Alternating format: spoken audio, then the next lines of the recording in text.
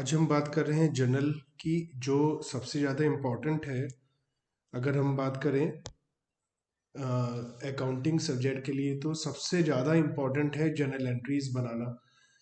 अगर हमें journal entry बनानी नहीं आती तो हमें कुछ भी नहीं आता है। अकाउंटिंग में हम कुछ भी नहीं कर सकते, कुछ सीख नहीं सकते।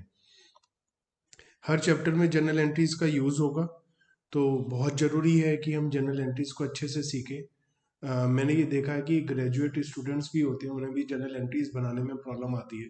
तो ये वीडियो देखकर आपको जर्नल एंट्रीज की ABCD से लेकर सिंपल से लेकर टिपिकल एंट्रीज तक बनाना सब कुछ आ जाएगा।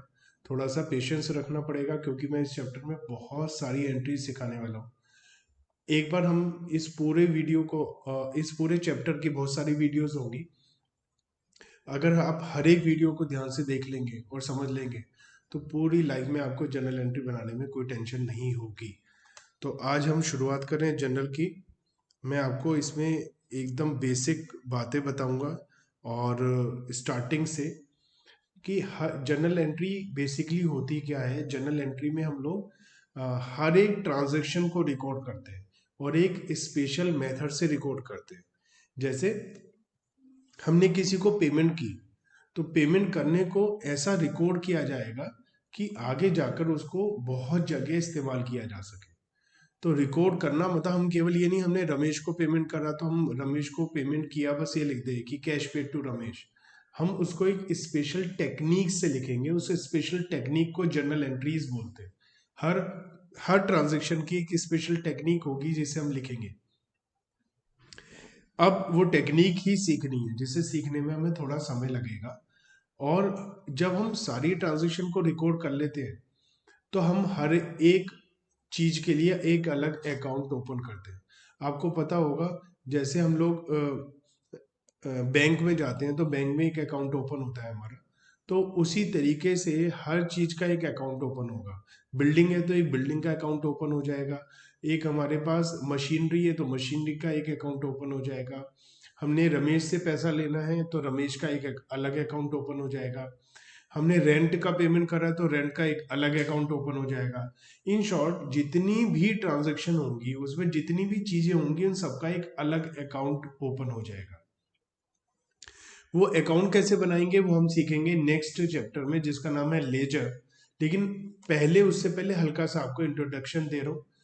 लेजर में हम बनाना सीख लेंगे डिटेल में। अभी आपको हल्का सा आइडिया दे रहा हूँ कि अकाउंट क्या होता है। समझ में ना आए तो कोई टेंशन लेने की जरूरत नहीं है।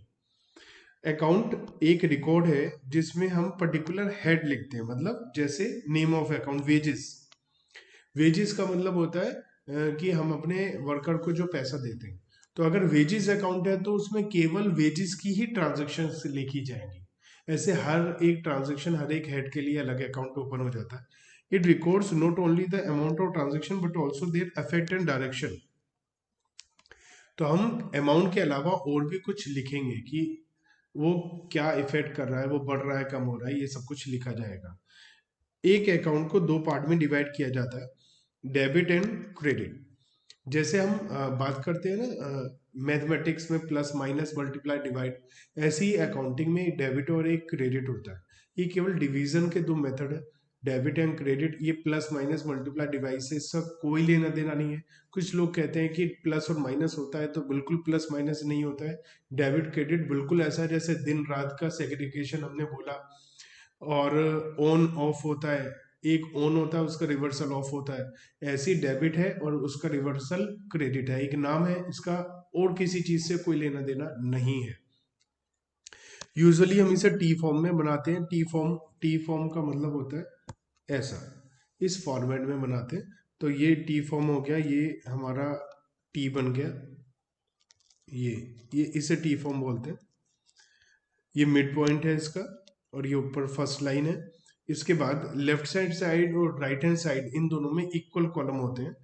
1 2 3 4, 1 2 3 4 इक्वल कॉलम है हमारे डेबिट और क्रेडिट में।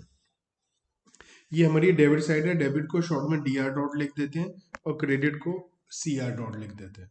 तो डेबिट और क्रेडिट दो साइड है हमारी, और ये इक्वल है, एक जैसा चीज होती है दोनों में। तो अभी बस इतना सा एक अकाउंट होता है, ये बात आपको पता होनी चाहिए बस। और इससे ज़्यादा अभी कोई ज़रूरत नहीं है कोई इन्फॉर्मेशन की। डेबिट और क्रेडिट क्या होता है? Meaning of debit and credit. Debit refers to the left side of account. Left side को हमने क्या बोला? डेबिट। और credit right side of an account. ये डी आर मीन्स डेबिट से आया है और सी आर डॉट क्रेडिट से आया है। तो an item recorded on the debit side of account is said to be debited to the account. जो अकाउंट के डेबिट में लिखा है वो डेबिटेड हुआ है और जो क्रेडिट में लिखा है वो क्रेडिटेड हुआ है। बोथ डेबिट एंड क्रेडिट में रिप्रेजेंट इधर इंक्रीज और डिक्रीज। जरूरी नहीं है डेबिट का मतलब हमेशा इंक्रीज होगा, कभी कभी डेबिट का मतलब इंक्रीज होता है, कभी कभी डेबिट का मतलब डिक्रीज भी होता है। It will depend on type of account. तो वो आपको धीरे धीरे सब समझ में आ जाएगा। अभी आपके अंदर क्यूरियोसिटी होगी कि इसका क्या मतलब है, धीरे धीरे सब आ जाएगा समझ। Rules of debit and credit depends on the nature of account. कैसा नेचर है वो आपको पता चल जाएगा। Rules of debit and credit. हम डेबिट और क्रेडिट के रूल्स सीखना चाहते हैं। तो rules of debit and credit क्या होते हैं? अंडर डबल एंट्री सिस्टम हमें पता है कि हमारा जो सिस्टम है उसे हम डबल एंट्री सिस्टम बोलते हैं। डबल एंट्री सिस्टम इसीलिए क्योंकि हर एक ट्रांजेक्शन को जब हम रिकॉर्ड करते हैं तो एक अकाउंट डेबिट होगा, एक अकाउंट क्रेडिट होगा, इसीलिए इसे डबल एंट्री सिस्टम बोलते हैं। तो each transaction has two aspect, one is debit and one is credit. तो एक डेबिट है, एक क्रेडिट है। तो आपको बस ये समझना है कि जब भी हम कोई ट्रांजेक्शन रिकॉर्ड करेंगे जनरल में तो उसमें एक डेबिट होगा, एक क्रेडिट होगा। Debit and credit respect of transaction from the basis of double entry system. Rules of double entry or rule of debit and credit are formed on the basis of two aspect in the business transaction. जो भी transaction होगी उसमें हम कुछ rule लगाएंगे और उस rule के हिसाब से उसे डेबिट या क्रेडिट करेंगे। There are two approaches for deciding whether to write in the debit और credit side of the account. हमारे पास दो अलग अलग अप्रोचेज हैं जो ये डिसाइड करेगी कि किसी अकाउंट में डेबिट में लिखना है या क्रेडिट में लिखना है। तो ये अप्रोचेस हमारे रूल्स कहलाते हैं जिसे हम rules of debit and credit बोलते हैं। तो क्लासिफिकेशन ऑफ अकाउंट, अगर हम बात करें अकाउंटिंग के हिसाब से, तो अकाउंटिंग के हिसाब से क्लासिफिकेशन के लिए एक मॉडर्न अप्रोच है और एक ट्रेडिशनल अप्रोच है। मॉडर्न अप्रोच को हम लोग अकाउंटिंग इक्वेशन अप्रोच भी कहते हैं। अकाउंटिंग इक्वेशन मैंने आपको बताया होगा कि कैसे कौन सी चीज बढ़ रही है, कम हो रही है। नहीं भी बताया तो कोई टेंशन लेने की जरूरत नहीं है। अकाउंटिंग इक्वेशन अप्रोच बोला जाता है या इसे अमेरिकन अप्रोच बोला जाता है या मॉडर्न अप्रोच बोला जाता है। एक होता है ट्रेडिशनल अप्रोच जिसे ब्रिटिश अप्रोच या इंग्लिश अप्रोच बोला जाता है। तो हम सीखेंगे मॉडर्न अप्रोच की हेल्प से। आपको मॉडर्न अप्रोच के हिसाब से ही सीखना है। ट्रेडिशनल अप्रोच ऑटोमेटिकली आ जाएगा। स्कूल में 11th क्लास में पहले ट्रेडिशनल अप्रोच से सिखाया जाता है। ट्रेडिशनल अप्रोच से सिखाने में मुझे कोई टेंशन नहीं है। बस प्रॉब्लम यह है कि सारी की सारी ट्रांजेक्शन ट्रेडिशनल अप्रोच से आप रिकॉर्ड नहीं कर पाएंगे। मॉडर्न आपको सीखनी पड़ेगी तब भी। लेकिन अगर मॉडर्न सीख जाते हैं तो जरूरी नहीं है कि आपको ट्रेडिशनल सीखना है। तो जो चीज हमेशा काम आएगी मैं वो सिखा रहा हूँ आपको। और वो क्या है? वो है modern approach. Modern approach divide करता है असेट। मैंने बताया था आपको असेट क्या है, दोबारा बता देता हूँ। असेट का मतलब कैश एंड कैश इक्विवेलेंट्स, जो हमारे पास कैश है या कैश में कन्वर्ट किया जा सकता है। वो सब चीजें जिससे हम बिजनेस के लिए यूज करते हैं, जैसे बिल्डिंग मशीनरी जिसे हम कैश में कन्वर्ट कर सकते हैं। बैंक बैलेंस, आपके पास इन्वेस्टमेंट है, आप उसे मार्केट में बेचकर पैसा ले सकते हैं, वो भी हमारी एसेट होती है। जो आपको बेनिफिट दे रही है वो भी, जो फ्यूचर में बेनिफिट देंगी वो भी। बिल्डिंग आपको अभी बेनिफिट दे रही है, फ्यूचर में भी बेनिफिट मिलेगा। आपने फिक्स डिपॉजिट करा दिया बैंक में, फ्यूचर में आपको पैसा मिलेगा, तो वो भी आपकी एसेट है। तो asset are cash and cash equivalent and any other property owned by the business and which will give you the future benefits. Future में बेनिफिट मिलेगा whether in the form of cash और otherwise. हो सकता है आपको cash में benefit मिले, हो सकता है कैश के अलावा और कोई बेनिफिट मिले। फॉर एग्जाम्पल, आपने अपने एम्प्लॉय को एडवांस सैलरी दे दी, अब वो आपको पैसा वापस नहीं देगा लेकिन आपके लिए काम करेगा तो बेनिफिट मिलेगा। तो फ्यूचर में बेनिफिट मिलेगा, तो ये भी आपकी एसेट है। तो एक एसेट होती है, एक एक्सपेंस। एक्सपेंस मीन्स खर्चा, जो भी आपका खर्चा हो रहा है एक्सपेंस हो रहा है। रेवेन्यू मीन्स जो आपके पास बिजनेस में पैसा आता है, कहाँ से आता है? सेल करने से। आप माल बेचते हैं, सर्विस देते हैं, सर्विस प्रोवाइडर है, तो वहां से जो आपके पास पैसा आता है वो सब क्या है? रेवेन्यू। जैसे मैं ट्यूशन क्लासेस लेता हूँ, बच्चों को पढ़ाता हूँ, ऑनलाइन क्लासेस लेता हूँ, वीडियो लेक्चर लेता हूँ, तो जो मेरे पास पैसा आएगा it will be known as revenue. जो मेरे पास पैसा आएगा वो क्या है? रेवेन्यू। कैपिटल, कैपिटल होता है money invested by owner as well as additional money invested by owner.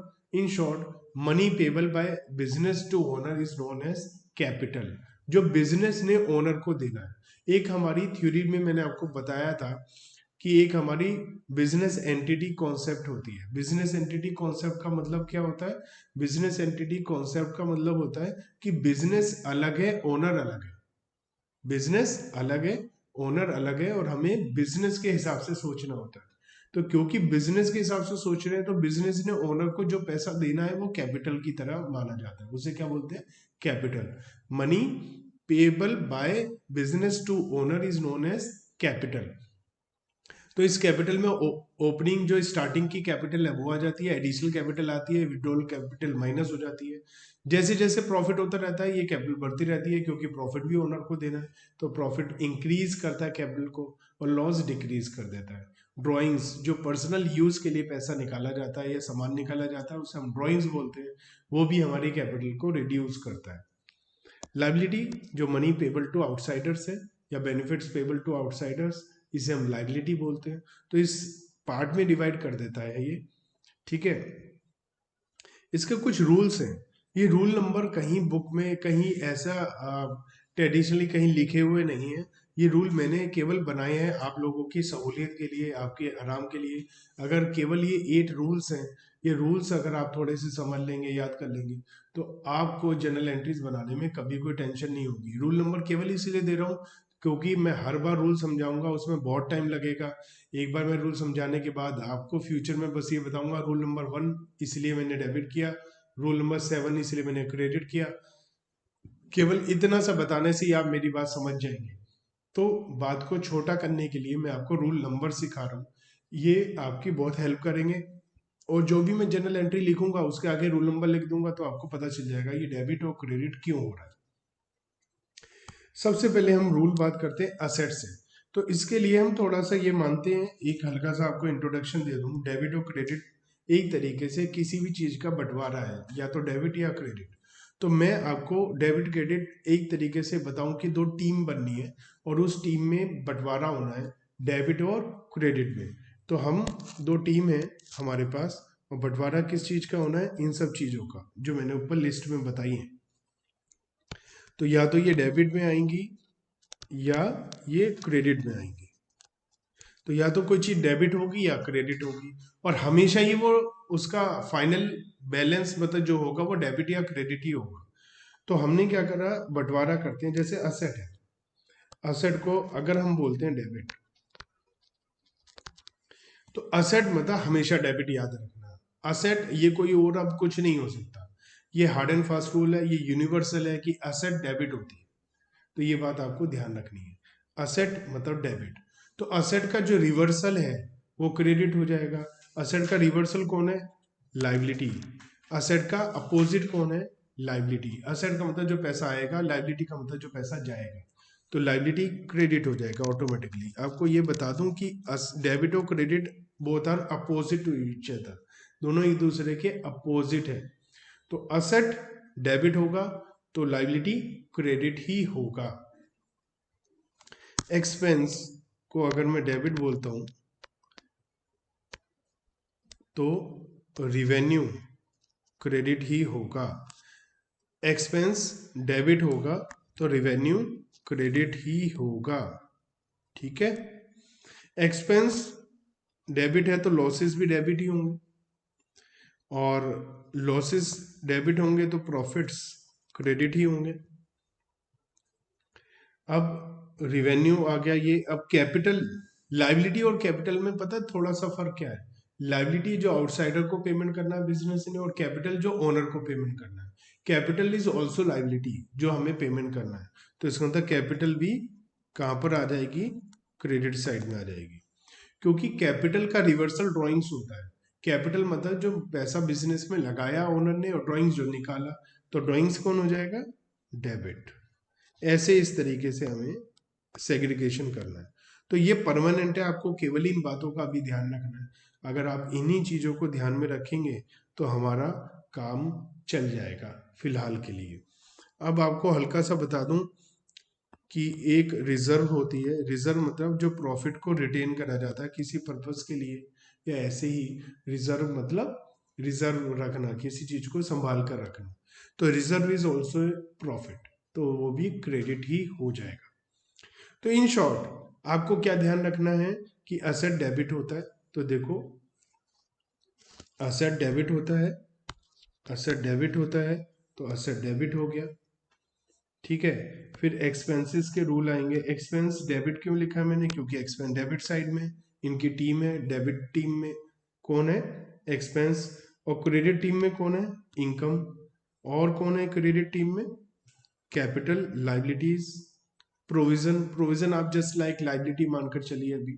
तो ये सब बहुत सिंपल सा है कि आपको क्या ध्यान रखना है, कौन कौन डेबिट है और कौन क्रेडिट है। अभी बस इतना सा ध्यान रखना है, कौन डेबिट है और कौन क्रेडिट है। अगर आपको इतना सा ध्यान रहेगा तो हमारी बहुत सारी प्रॉब्लम्स दूर हो जाएंगी। याद रखेंगे क्या, असेट डेबिट। आप मन मन में बोलिए, जैसे जैसे मैं बोल रहा हूं तो आप मन मन में बोलते रहिए। Asset debit, expense debit, income credit, profit credit, revenue credit, capital credit, liability credit, losses debit, asset debit, ठीक है। तो आपको इन बातों का ध्यान रखना है। अगर ये बात आपको ध्यान रहेगी कि liability, capital, profit, revenue, income credit होते हैं, असेट, एक्सपेंसेस, लॉसेस डेबिट होते हैं, बस इतना सा आपको ध्यान रखना है।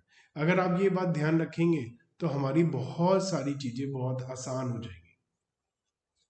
अब हम रूल नंबर 1 एंड 2 करते हैं, एक एक करके ध्यान से। रूल नंबर 1 एंड 2 ये क्या कहते हैं हमें, रूल नंबर 1 एंड 2 ये कहते हैं हमें कि देखो डेबिट, डेबिट होता है असेट। असेट क्या होता है, डेबिट। तो जब भी हम असेट खरीदेंगे तो असेट खरीदने पर डेबिट ही होगा, क्योंकि असेट होता ही डेबिट है। और असेट आने का मतलब और डेबिट, और असेट परचेज करेंगे और डेबिट होता रहेगा। तो जब जब असेट परचेज करेंगे क्या होगा, डेबिट, क्योंकि असेट होता ही डेबिट है। तो मैं क्या कह रहा हूं, रूल नंबर 1, जब भी कोई एसेट हमारे पास आएगी, हम परचेज करेंगे एसेट, उसकी वैल्यू बढ़ेगी हमारे पास, हम उसे डेबिट कर देंगे। अब असेट आएगी बढ़ेगी तो डेबिट करेंगे, उसका रिवर्स क्या हो जाएगा, क्रेडिट। रिवर्स क्या होगा, असेट को बेच दो, असेट की वैल्यू डाउन होगी। तो असेट बढ़ेगी तो डेबिट, और कम होगी तो क्रेडिट, सिंपल। तो रूल नंबर 1, असेट बढ़ेगी तो डेबिट और असेट कम होगी तो क्रेडिट। ये रूल आपको ध्यान रखना है।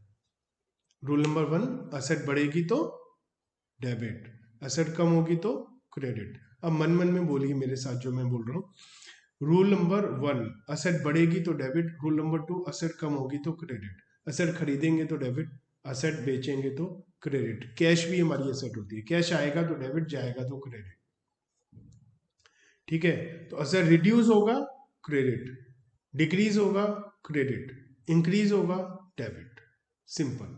तो डेबिट कब होगा, जब बढ़ेगा, क्रेडिट कब होगा, जब कम होगा।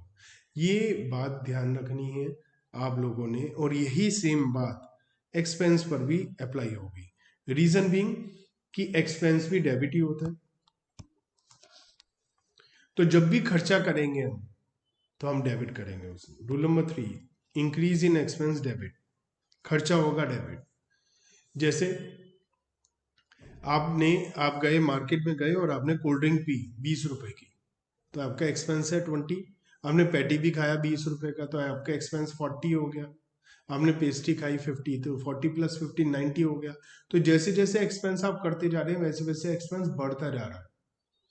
तो ऐसे ही हम डेबिट डेबिट डेबिट डेबिट करते जाएंगे, बढ़ता जाएगा बढ़ता जाएगा। तो जैसे एक्सपेंस होता रहेगा आप बढ़ाते जाइए बढ़ाते जाइए। कैसे, डेबिट करते जाइए।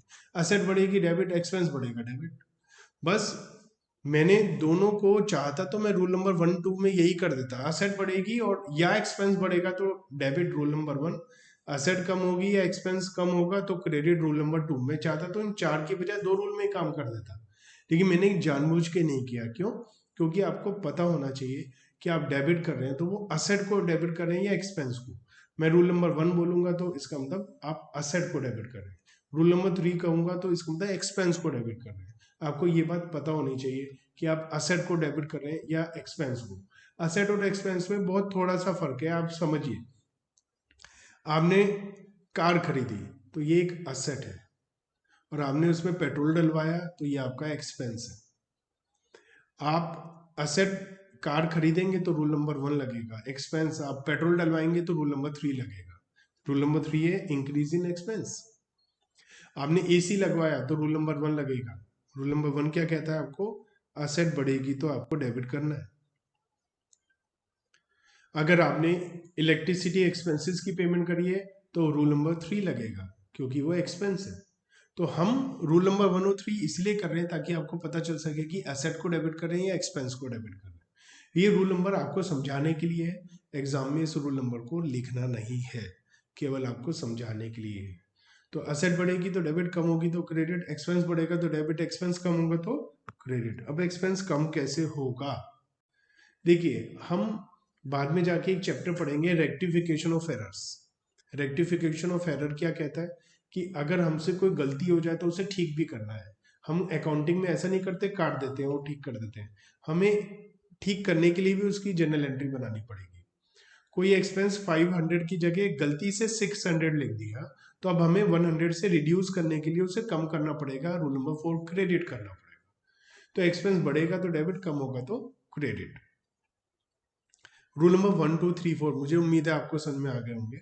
अब हम बात करते हैं रूल नंबर 5 6 7 8 की। ये 5 6 7 8 एक कैटेगरी के रूल है, क्योंकि ये उन चीजों को रिप्रेजेंट करते हैं जिसका क्रेडिट बैलेंस है।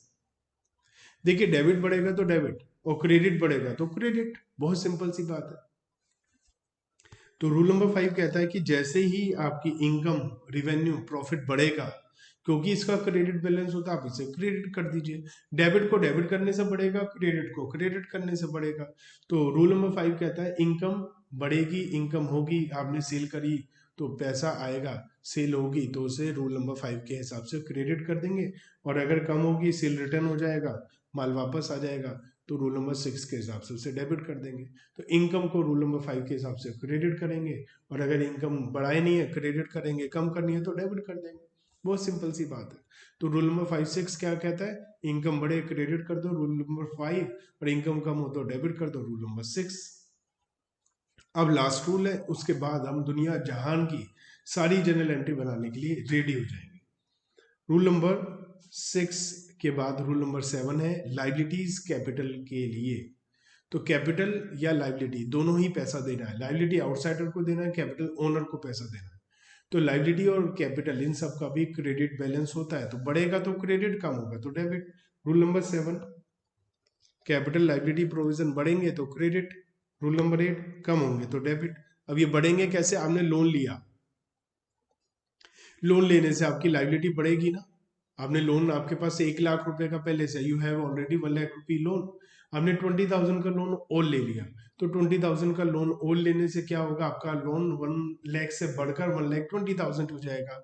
तो इसका मतलब increase in liability. Rule number 7 credit कर देंगे, क्योंकि लोन लाइबिलिटी क्रेडिट होता है। और अगर आपने लोन की रीपेमेंट कर दी तो लोन कम हो गया ना, तो reduction in loan, rule number 8 debit हो जाएगा। तो आपके ये 8 रूल हैं जो आपको याद रखने हैं। Rule number 1 2 3 4 5 6 7 8। वीडियो पॉज करिए, अच्छे से याद करिए। अगर आपको ये रूल आते हैं अच्छे से, तो मैं आपको गारंटी देता हूँ ये टिप्स पर आपके हैं, और थोड़ा सा भी आपके अंदर दिमाग है तो आप एक से एक टिपिकल जर्नल एंट्री भी बहुत आराम से बना पाएंगे। जर्नल एंट्री बनाने के लिए हम लोगों को बस इस सीक्वेंस में चलना पड़ेगा। हम देखेंगे सबसे पहले कोई ट्रांजैक्शन है तो रूल नंबर 1 तो नहीं लग रहा, 2 तो नहीं लग रहा, 3 4 5 6 7 8, सीधा रूल नंबर 7 8 पे कूदेंगे नहीं। अगर हम ऐसा करेंगे तो हम एक एक जर्नल एंट्री ठीक बना पाएंगे। ये वीडियो केवल उनके लिए नहीं है जो पहली बार जर्नल एंट्री सीख रहे हैं, उन सब के लिए भी है जिन्हें जर्नल एंट्री आती है लेकिन टूटी फूटी आती है, ढंग से नहीं आती, जो हमेशा गलत एंट्री बनाते हैं, वो जो एंट्री को रटते हैं, हमें उन्हें ध्यान से समझना है। तो हम लोग इसको समझते हैं, रूल्स को ध्यान से, और हम बात करते हैं केवल डेबिट और क्रेडिट की। कि ये डेबिट है या क्रेडिट है और क्यों है, और रूल नंबर 1 to 8 मैं इस पे लिखूंगा। तो आप भी रेडी हैं? बिल्डिंग, बिल्डिंग क्या होती है बताओ? बिल्डिंग क्या होती है? बिल्डिंग होती है असेट, असेट, असेट, असेट। और असेट के लिए रूल नंबर 1 लगता है या 2 लगता है, और इसका डेबिट बैलेंस होता है। तो बिल्डिंग के लिए रूल नंबर 1 2 लगेगा और इसका डेबिट बैलेंस होगा। ऐसे हम प्रैक्टिस करते हैं शुरुआत में। क्रेडिटर्स, क्रेडिटर्स क्या होते हैं बच्चों? क्रेडिटर वो होते हैं जो हमने जिनसे उधार माल खरीदा है। From whom we have purchase goods on credit, we have to pay in future, तो we have to pay money in future to creditors, these are are liabilities, liability है हमारी। ये क्या था? असेट। और क्रेडिटर्स क्या होता है? Liabilities, liabilities. लाइबिलिटी का कौन सा बैलेंस होता है? Credit, rule number 7 and 8। ठीक है। अभिषेक प्रोपराइटर, ओनर, ओनर का जो अकाउंट होता है उसे कैपिटल बोलते हैं। क्या बोलते हैं? कैपिटल। कैपिटल का कौन सा बैलेंस होता है बोलो? Credit, rule number 7 and 8। Purchase, purchase account, purchase account, purchase account का कौन सा बैलेंस होता है और क्या होता है? परचेज होता है एक्सपेंस, खर्चा, माल खरीदा, एक्सपेंस। कौन सा बैलेंस होता है एक्सपेंस का? Debit, rule number 3 and 4। Carriage inward, carriage inward होता है जब हम माल खरीदते हैं, इनवर्ड मतलब जब माल आ रहा है, आउटवर्ड मतलब माल जा रहा है। तो परचेज करते हुए जो हम उसमें भाड़ा खर्चा करते हैं, कैरिज ढुलाई ढोने का खर्चा करते हैं, तो ये भी हमारा एक्सपेंस है। तो same as purchases, rule number 3 4। ठीक है।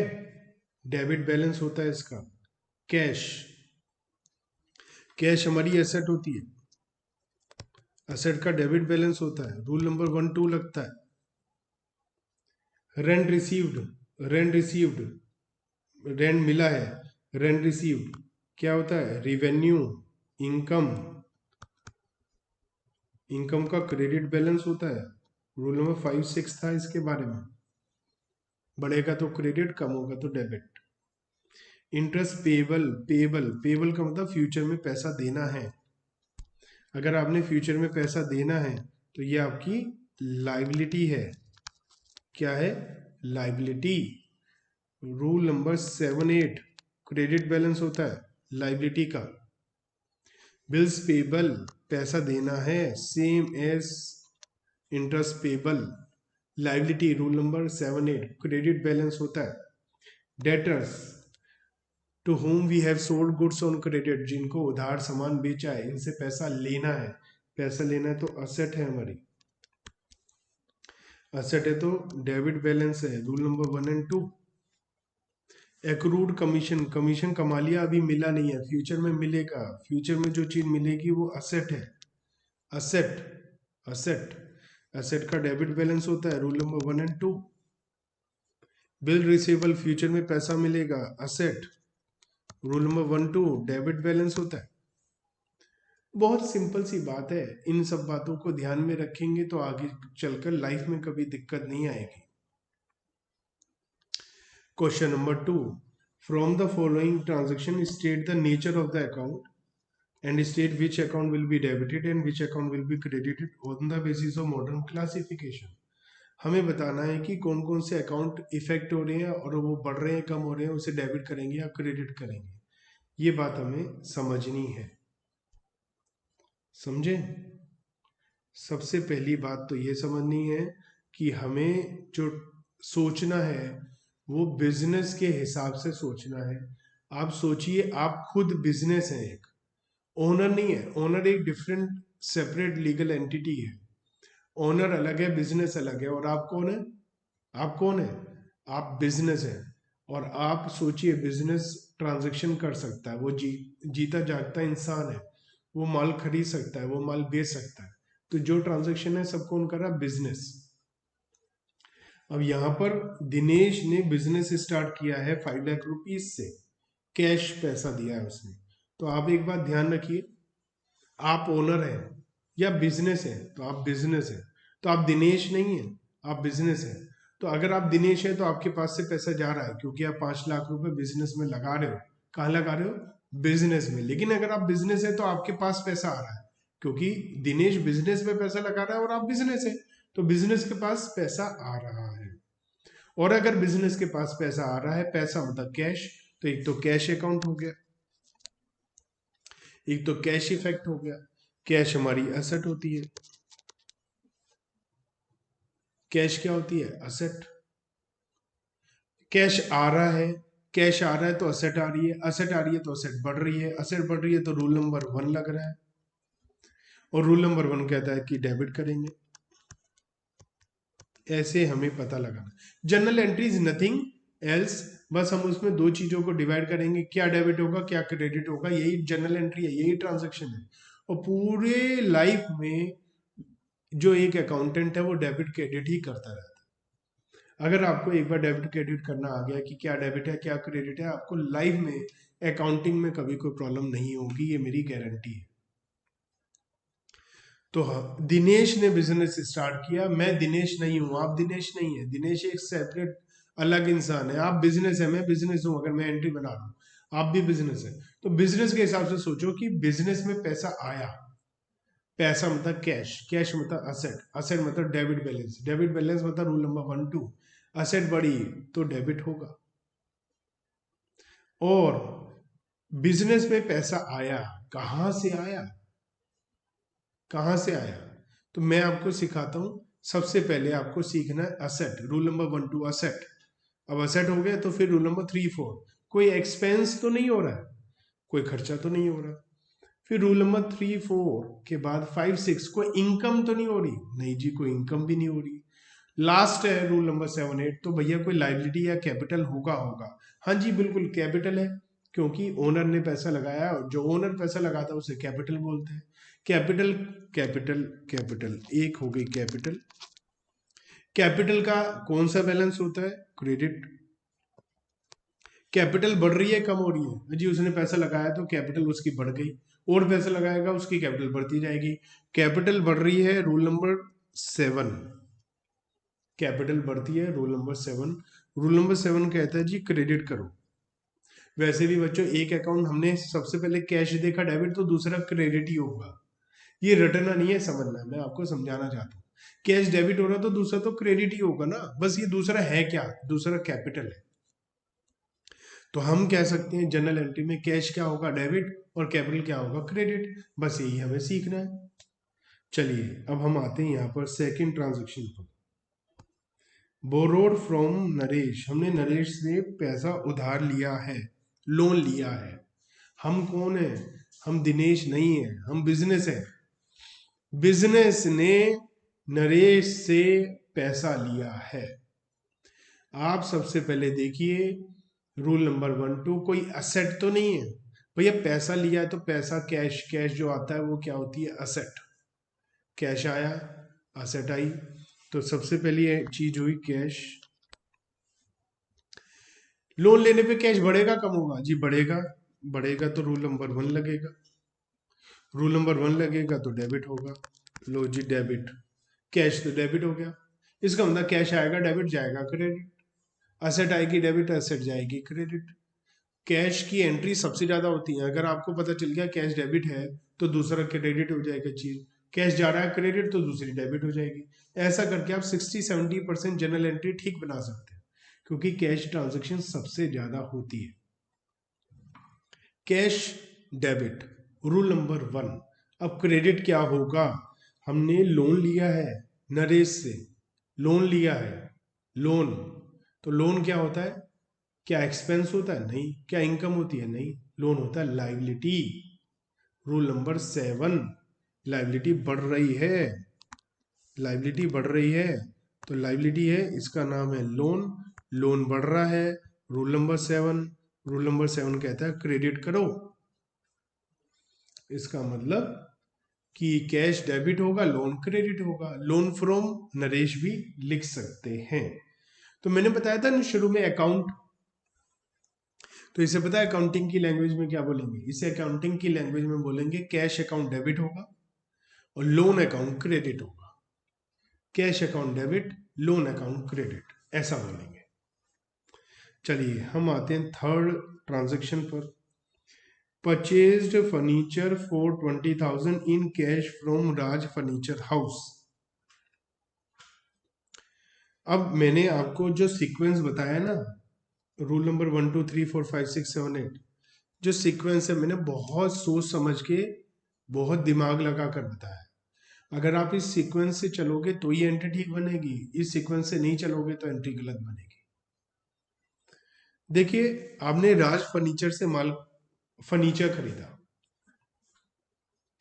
फर्नीचर हमारी एसेट है क्योंकि हम उसे इस्तेमाल करेंगे, वो हमें बेनिफिट देगा फ्यूचर में। तो फर्नीचर एक इफेक्ट हो रहा है। मैंने सबसे पहले असेट से रिलेटेड कहा रूल नंबर 1 2, क्योंकि सबसे ज्यादा असेट इन्वॉल्व होती है लगभग हर एंट्री में। तो फर्नीचर, फर्नीचर क्या है? हमारी असेट। फर्नीचर क्या है? हमारी असेट। फर्नीचर खरीदने पे फर्नीचर हमारे पास बढ़ जाएगा कम हो जाएगा? खरीदने पे बढ़ जाएगा, इंक्रीज हो जाएगा। असेट इंक्रीज होती है तो रूल नंबर 1। तो असेट बढ़ी तो रूल नंबर 1 लग गया। और रूल नंबर 1 क्या कहता है? डेबिट करो भाई। लो जी, डेबिट कर दिया। तो रूल नंबर 1 कहता है फर्नीचर को डेबिट करो क्योंकि फर्नीचर आया है। कैश आएगा कैश डेबिट, फर्नीचर आएगा फर्नीचर डेबिट, मशीनरी आएगी मशीनरी डेबिट, बिल्डिंग आएगी बिल्डिंग डेबिट। जो एसेट खरीदोगे आएगी वो डेबिट हो जाएगी। इतना आसान है। अब सवाल ये उठता है कि फर्नीचर आया तो फ्री फंड में तो आया नहीं, बदले में कुछ ना कुछ हुआ। तो लिखा है कि हमने कैश में पैसा दिया है। कैश भी एसेट होती है, कैश भी एसेट होती है, कैश भी एसेट होती है। एसेट कम हो गई, कैश कम हो गया। रूल नंबर 2 पहली बार लगा। रूल नंबर 2, कैश कम हो रहा है, एसेट कम होती है। Rule number 2। Rule number 1 asset बढ़ती है डेबिट, रूल नंबर 2 एसेट कम होती है क्रेडिट। क्रेडिट। तो फर्नीचर डेबिट होगा, कैश क्रेडिट होगा। ये सीखना है हमें। फर्नीचर क्या होगा? डेबिट। कैश क्या होगा? क्रेडिट। नेक्स्ट देखिए, अगर हम उधार खरीदते तो राज फर्नीचर हाउस हमारी लाइबिलिटी बन जाता कि फ्यूचर में पैसा देना है। आज पैसा दे दिया तो लाइबिलिटी थोड़ी ना। तो अगर आपने लाइबिलिटी वाला रूल नंबर 7 की बजाय रूल नंबर 1 होता लाइबिलिटी, तो आपको लगता है कि भाई राज फर्नीचर को पैसा देंगे फ्यूचर में, लेकिन उसे तो पैसा दे दिया भैया, वो नहीं आएगा। Next, purchase furniture from Delhi save 40,000। यहाँ पर फिर फर्नीचर खरीदा हमने। अब यहाँ पर हमने फिर से फर्नीचर खरीदा है तो फर्नीचर बढ़ गया। फर्नीचर असेट है बिल्कुल यही, फर्नीचर डेबिट हो जाएगा रूल नंबर 1। और अब पैसा नहीं दिया, अब उधार खरीदा है। अगर हम उधार खरीद रहे हैं दिल्ली सेफ से, उधार खरीद रहे हैं तो लाइबिलिटी है। उधार खरीद रहे हैं तो क्या है? लाइबिलिटी। और लाइबिलिटी को क्या करते हैं? क्रेडिट। तो इसका नाम दिल्ली सेफ आएगा। ये हमारी लाइबिलिटी है, रूल नंबर 7 है, क्रेडिट होगा। वैसे भी ये मैंने आपको सिखाया, एक चीज पता चल गई, फर्नीचर डेबिट होगा तो दूसरा क्रेडिट ही होगा। वो क्या है? लाइव। उस अकाउंट किसका खुलेगा भैया? अगर हम उसका नाम नहीं लिखेंगे दिल्ली सेफ, अगर हम उसका नाम नहीं लिखेंगे तो हमें कैसे पता चलेगा कि हमने किसको पैसा देना है? तो दिल्ली सेफ को पैसा देना है तो 40,000 रुपए लाइबिलिटी है दिल्ली सेफ के नाम से। Purchase goods for cash. तो देखिए, जब फर्नीचर खरीदते हैं तो फर्नीचर अकाउंट बोलते हैं, जब हम मशीनरी खरीदते हैं तो मशीनरी अकाउंट बोलते हैं। रूल नंबर 1 2 लगता है असेट है। लेकिन जब माल खरीदते हैं गुड्स, तो वो असेट की जगह वो परचेज करा माल बेचने के लिए, खरीद यूज करने के लिए, तो इसे हम एक्सपेंस बोलते हैं। क्या बोलते हैं? एक्सपेंस। Rule number 3 and 4। और जब माल खरीदते हैं तो उसे परचेजेस बोलते हैं, गुड्स नहीं बोलते। क्या बोलते हैं? परचेजेस।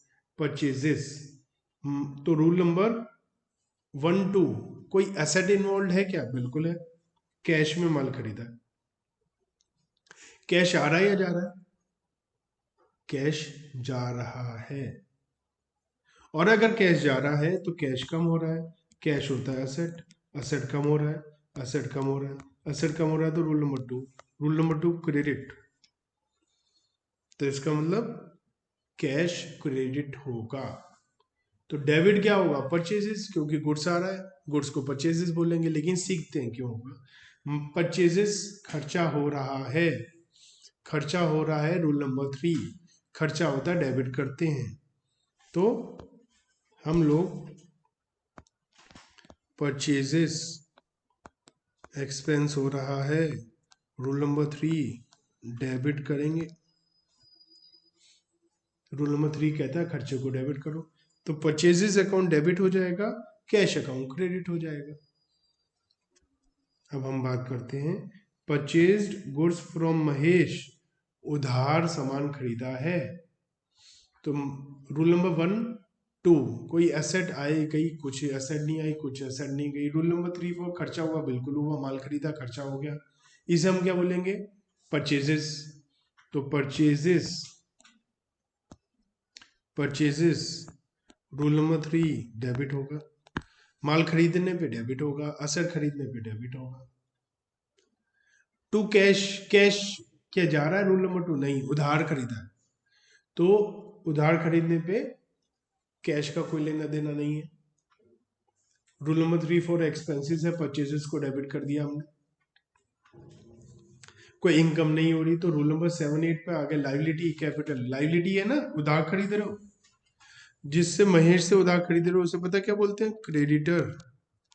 उधार जिससे खरीदा है इसका नाम महेश है, Mahesh, Mahesh. Rule number 7 credit, उधार लेने पर हमारी लाइबिलिटी बढ़ जाएगी। महेश हमारे लाइबिलिटी है, क्रेडिटर है, बढ़ जाएगा, क्योंकि हमें उसको पैसा देना है फ्यूचर में। रूल नंबर 7, लाइबिलिटी बढ़ती है तो रूल नंबर 7 के हिसाब से क्रेडिट करते हैं। तो परचेजेस डेबिट होगा, महेश क्रेडिट हो जाएगा।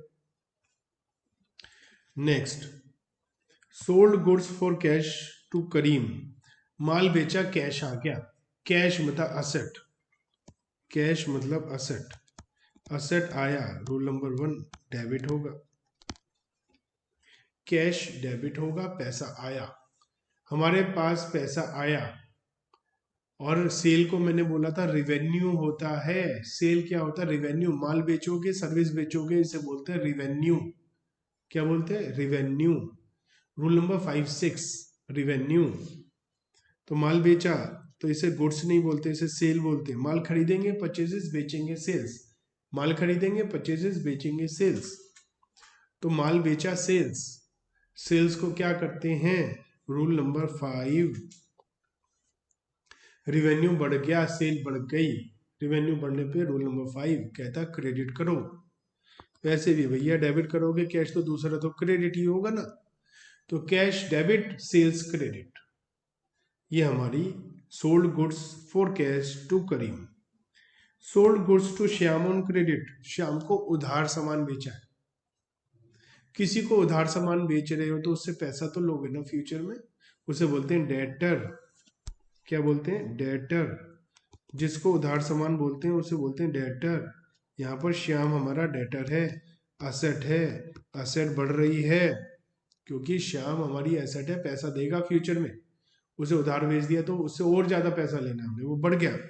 और जब एसेट रूल नंबर 1 लगता है तो डेबिट करते हैं, तो श्याम डेबिट हो जाएगा। और क्रेडिट क्या होगा, सेल्स। अभी अभी पिछले में भी हुआ, माल गया, रूल नंबर 5 रिवेन्यू, रिवेन्यू जिसे हम सेल्स बोल रहे हैं, रूल नंबर 5 क्रेडिट होता है। रिवेन्यू बढ़ती है, रिवेन्यू बढ़ती है तो क्रेडिट होती है, पिछली ट्रांजैक्शन में भी देखा। तो हमें क्या पता चला, कैश आएगा डेबिट, कैश जाएगा क्रेडिट, माल आएगा परचेजेस डेबिट, माल जाएगा सेल क्रेडिट, मशीनरी आएगी डेबिट, मशीनरी जाएगी क्रेडिट, खर्चा होगा डेबिट, खर्चा, इनकम होगी रिवेन्यू होगी क्रेडिट। बहुत आसान है। कैश मिला श्याम से, कैश, कैश असेट, कैश आएगा, रूल नंबर 1 डेबिट, असेट है, कैश आएगा डेबिट, जाएगा क्रेडिट। पता है बहुत सारी एंट्री बनती है कैश से, कैश आएगा डेबिट, कैश आएगा क्रेडिट। अब श्याम पैसे क्यों दे रहा है, क्यों दे रहा है पैसे, क्योंकि वो हमारी एसेट है तभी तो पैसा दे रहा है। लाइबिलिटी होती तो हम उसे पैसा देते, असेट है तो वो हमें पैसा दे रहा है। तो हमें पैसा मिल रहा है, असेट है, असेट कम हो जाएगी ना। श्याम से हमने 10,000 मान लिया, श्याम से हमने 30,000 ले ली, कितने 30 में से 20 दे दिए, तो अब कितने लेने हैं 50 या 10? तो हमें उसने पैसा दे दिया तो कम हो गया ना, वो उसने हमें पैसा दे दिया 30 से 20 दे दिया तो 10 रह गया, तो वो कम हो गया, वो भी एसेट है हमारी, डेटर है। श्याम कौन है? डेटर। डेटर कौन होता है? जिसे उधार सामान बेचा पैसा लेना है, तो डेटर है कौन? श्याम। श्याम रिड्यूस हो गया, रिड्यूस होने से रूल नंबर 2 लग गया। रूल नंबर 2 कहता है क्रेडिट, असेट डिक्रीज होगी तो क्रेडिट, तो cash debit Shyam credit, cash debit Shyam credit, Mohan से मिलेगा cash debit Mohan credit, Sohan से मिलेगा कैश डेबिट सोहन क्रेडिट। बहुत सिंपल है। Cash paid to Mahesh, Mahesh को हमने पैसा दिया, क्यों दिया भाई महेश को पैसा? पैसा आया, चलो रूल नंबर 1 2 में से कुछ तो आया, कैश, पैसा गया तो कैश, पैसा गया कैश, कैश, कैश कम हो गया, कैश कम हो गया, रूल नंबर 2, ये हमारी एसेट होती है। रूल नंबर 2 एसेट है, कैश कम हो गया, एसेट कम हो गई, रूल नंबर 2 क्रेडिट करेंगे, इसका मतलब महेश को डेबिट करेंगे। लेकिन क्यों करेंगे महेश को डेबिट? क्यों दे रहे हो महेश को पैसा? देना था इसीलिए दे रहे हैं जी, देना था इसका मतलब लाइबिलिटी है, लाइबिलिटी, लाइबिलिटी, महेश कौन है? लाइबिलिटी, महेश कौन है? ओ, आपके पीछे कुछ रह गया होगा मेरे पीछे, तो मैं भावनाओं में बह गया और आपको पढ़ाने में इतना ज़्यादा बिजी हो गया कि मुझे ये नहीं याद रहा कि मेरे पीछे भी कुछ छुप गया होगा। कोई बात नहीं, लेकिन मैंने लगातार बोला है तो आपने सुनकर लिख लिया होगा, अगर नहीं लिखा है तो आप लिख लेना, वीडियो पॉज कर लेना। Cash paid to Mahesh, Mahesh को पैसा क्यों दे रहे हो? क्योंकि देना था, देना था लाइबिलिटी थी, लाइबिलिटी मतलब रूल नंबर 7 8, किसी को पेमेंट कर दोगे तो आप पैसा उसका कम देना है ज्यादा देना है? कम देना है। देखो महेश को आपने 1 लाख देने थे, 10,000 दे दिए तो अब 90,000 देने, 110 देने, 90 कम हो गया ना। तो किसी लाइबिलिटी को पेमेंट करते हो तो लाइबिलिटी रिड्यूस हो जाती है, रिड्यूस होती है तो रूल नंबर 8, रूल नंबर 8 कहता है डेबिट करना है, तो इसलिए हमने इसे डेबिट कर दिया। तो कुल मिलाकर कहानी यह है कि हमने बहुत ज्यादा डिटेल में डिस्कस करा क्वेश्चन नंबर 1। आप इसे हजम करिए, अगर आपने इसे हजम कर लिया तो ये हमारी फर्स्ट स्टेप थी जर्नल एंट्री बनाने के लिए, ये हजम हो गया तो आपको आगे सब कुछ हजम हो जाएगा। इसे बार बार देखिए जब तक अच्छे से समझ में ना आ जाए, हम नेक्स्ट वीडियो में आगे का काम करेंगे। लास्ट क्लास में हमने क्वेश्चन नंबर 2 तक किया था, अब हम आगे पढ़ते हैं क्वेश्चन नंबर 3, जिसमें लिखा है कि कुछ ट्रांजैक्शंस हमें दी गई हैं, हमें उसका नेचर ऑफ अकाउंट बताना है और बताना है कि ये अकाउंट डेबिट होगा या क्रेडिट होगा। तो आपको रूल नंबर याद ही है, तो हम क्या करेंगे, रूल नंबर लगाएंगे और रूल नंबर के हिसाब से डिसाइड करेंगे कि ये अकाउंट डेबिट होगा या क्रेडिट होगा।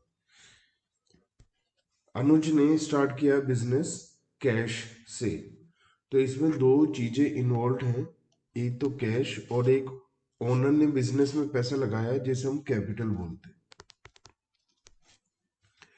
हमें बिजनेस के पॉइंट ऑफ व्यू से सोचना है और बिजनेस के पास पैसा आ रहा है, कैश प्लस हो रहा है, और कैपिटल में ओनर ने पैसा लगाया है, इस वजह से कैपिटल इंक्रीज हो रही है, तो कैपिटल भी प्लस हो रही है। कैश एक असेट होता है और असेट इंक्रीज हो रहा है तो रूल नंबर 1 डेबिट होगा, और कैपिटल लायबिलिटी की तरह इंक्रीज होने पर इसका क्रेडिट बैलेंस होता है, इंक्रीज होने पर रूल नंबर 7 लगता है और ये क्रेडिट होता है। तो ऐसे हमें देखना है। Second, deposited cash into bank for opening account, तो ऐसा करने पर बैंक में पैसा जमा किया, एक तो हमारा कैश माइनस हो गया, दूसरा बैंक प्लस हो गया। कैश माइनस हो गया, एक असेट है, कैश असेट है, माइनस हो गया, रूल नंबर 2 लगेगा, असेट के लिए क्रेडिट होगा। बैंक असेट है, अगेन असेट है, असेट इंक्रीज हो गया, असेट इंक्रीज होने पर रूल नंबर 1 लगता है, रूल नंबर 1 कहता है डेबिट होगा असेट बढ़ने पर। नेक्स्ट है withdraw cash for personal use 5000। ऐसा करने पर एक तो कैश इन्वॉल्वमेंट हुआ, कैश माइनस हो गया, और एक ओनर जब पैसा निकालता है तो उसे हम ड्राइंग्स बोलते हैं। क्या बोलते हैं? ड्राइंग्स। ड्राइंग्स बढ़ गया। जैसे ही पैसा लगाता है बिजनेस में ओनर, कैपिटल बढ़ जाता है। बिजनेस में पैसा निकालता है छोटे मोटे पर्सनल यूज के लिए तो ड्राइंग्स बढ़ जाता है। परमानेंट पैसा निकालता है तो उसे कहते हैं कैपिटल रिड्यूस हो जाना। यहाँ छोटे मोटे एक्सपेंसेस के लिए, पर्सनल एक्सपेंसेस के लिए जो पैसा डे टू डे रनिंग के लिए निकालता है उसे हम कैपिटल विड्रॉल नहीं बोलते, उसे हम ड्राइंग्स बोलते हैं, क्योंकि ये पैसा वो अपने प्रॉफिट में से निकालता है। कैश एक असेट है। असेट कम होने से रूल नंबर 2 लगेगा, क्रेडिट। असेट का डेबिट बैलेंस होता है। ड्राइंग्स, ड्राइंग्स के बढ़ने पर, एक तरीके से ड्राइंग्स के बढ़ने पर कैपिटल रिड्यूस हो रही है और ऐसा होने पर डेबिट होता है। Next, withdraw cash from bank for office use. हमने बैंक से पैसा निकाला है ऑफिस यूज के लिए। बैंक से पैसा निकाला है, पैसा आया है, कैश प्लस हो रहा है। बैंक से पैसे निकाला है, बैंक माइनस हो रहा है। असेट होता है कैश भी, असेट होता है बैंक भी। कैश बढ़ने पर रूल नंबर 1 लगेगा, डेबिट। बैंक कम होने पर रूल नंबर 2 लगेगा, credit. Received a cheque from debtor Shyam 5000। हमारे पास चेक आया, चेक का क्या करेंगे? बैंक में डिपॉजिट करेंगे, बैंक बैलेंस बढ़ जाएगा, असेट होता है। Rule number 1 debit. श्याम से पैसा मिला है, श्याम हमारा डेटर है, श्याम हमारा डेटर है जो अगेन असेट है। उससे पैसा मिल गया, वो फ्यूचर में पैसा हमें नहीं देगा, हमारे डेटर कम हो गए हैं। Rule number 2 credit. Rule number 2 हमें कहता है कि हम रिड्यूस करेंगे, असेट को रिड्यूस होगी तो उसे क्रेडिट किया जाएगा। लेकिन अगर हमने ये सेम डे पैसा डिपॉजिट नहीं किया है, जैसा कि नेक्स्ट ट्रांजैक्शन में आ रहा है, शाम का चेक हमने अगले दिन जमा किया, तो फिफ्थ एंट्री में क्योंकि ये चेक बैंक तक पहुंचा ही नहीं तो हम इस पे बैंक नहीं लिख सकते। तो इसकी जगह दो ऑप्शन है, या तो हम इसकी जगह कैश लिखें, इसे कैश मान लें, या इसकी जगह चेक इन हैंड लिखें। दोनों ही केस में रूल नंबर 1 लगेगा, दोनों ही एसेट है और डेबिट होंगे। अब हमने ये चेक डिपॉजिट किया बैंक में, तो अब बैंक में बैलेंस बढ़ेगा, बैंक बैलेंस इंक्रीज होगा, और असेट होने की वजह से रूल नंबर 1 लगेगा और डेबिट होगा, और क्रेडिट होगा कैश या चेक। आपने जो भी इसके लिए यूज किया था अकाउंट, चेक अकाउंट यूज करा था तो चेक लिख देंगे, कैश यूज किया था तो कैश लिख देंगे। ये कम हो रहा है, दोनों ही एसेट होते हैं, रूल नंबर 2 लगेगा, क्रेडिट हो जाएगा। Paid to creditor Mahesh by cheque. Mahesh हमारा क्रेडिटर है, क्रेडिटर हमारी लाइबिलिटी होती है, लाइबिलिटी कम होने पर रूल नंबर 8 लगता है। रूल नंबर 8 कहता है कि इसे डेबिट करिए, क्योंकि इसका ओरिजिनली क्रेडिट बैलेंस होता है, पेमेंट करने पर क्रेडिटर कम हो जाएंगे तो इसे हमें डेबिट करना पड़ेगा। इस सब के लिए आपके पास टिप्स पर होने चाहिए रूल्स। कौन से रूल्स? रूल्स पढ़े थे हमने, ये रूल्स, रूल नंबर 1 to 8। अगर ये रूल्स टिप्स पर नहीं है तो वीडियो पॉज करिए, पहले इसे टिप्स पर लीजिए, फिर से वीडियो देखिए जो मैं बता रहा हूँ, क्योंकि बिना रूल्स के आप कुछ भी नहीं कर पाएंगे। तो क्रेडिटर को पेमेंट हो गई, क्रेडिटर रिड्यूस हो गए, लायबिलिटी रिड्यूस हो गई, रूल नंबर 8 लग गया, डेबिट हो गया। और चेक से पेमेंट हुआ है, बैंक बैलेंस कम हो जाएगा, असेट होता है, बैंक बैलेंस कम होने पर रूल नंबर 2 लगता है और ये क्रेडिट हो जाता है। पेड सैलरी टू स्टाफ, हमने स्टाफ को सैलरी दी है, सैलरी हमारा एक्सपेंस है, सैलरी हमारा एक्सपेंस है, एक्सपेंस बढ़ गया। रूल नंबर 3 कहता है डेबिट बैलेंस होता है एक्सपेंस का, रूल नंबर 3 कहता है जब भी एक्सपेंस हो सका उसे आप डेबिट करिए। और सैलरी देने से कैश कम हो जाएगा, कैश हमारी एसेट होता है, एसेट कम होगा, रूल नंबर 2 लगेगा, रूल नंबर 2 कहता है क्रेडिट हो जाएगा। तो हमें ध्यान से देखना है कौन सा रूल कहाँ लग रहा है। Paid rent by cheque, rent हमारा एक्सपेंस है, एक्सपेंस हो गया, खर्चा हो गया, खर्चा बढ़ गया, डेबिट हो जाएगा, ठीक है। और चेक दिया, बैंक बैलेंस कम हो जाएगा, असेट रिड्यूस होगा, क्रेडिट होगा। कई स्टूडेंट्स को ऐसा लगता है जब हम एक्सपेंस करते हैं तो एक्सपेंस कम हो जाता है, जैसे लाइबिलिटीज में क्रेडिटर्स को पेमेंट करने पर क्रेडिटर्स कम हो जाते हैं, ऐसे ही एक्सपेंस करने से एक्सपेंस कम हो जाते हैं। मैं आपको एक एग्जांपल से समझा देता हूं कि एक्सपेंस करने से एक्सपेंस कम नहीं होते हैं, बढ़ जाते हैं। कैसे?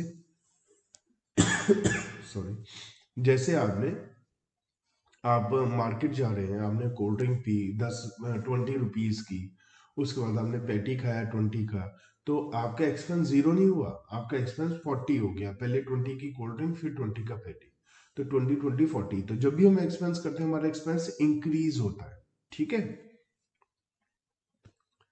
Paid interest on loan 5000 rupees, तो इंटरेस्ट ऑन लोन हमारा अगेन एक्सपेंस है, रूल नंबर 3 खर्चा बढ़ गया, डेबिट हो जाएगा।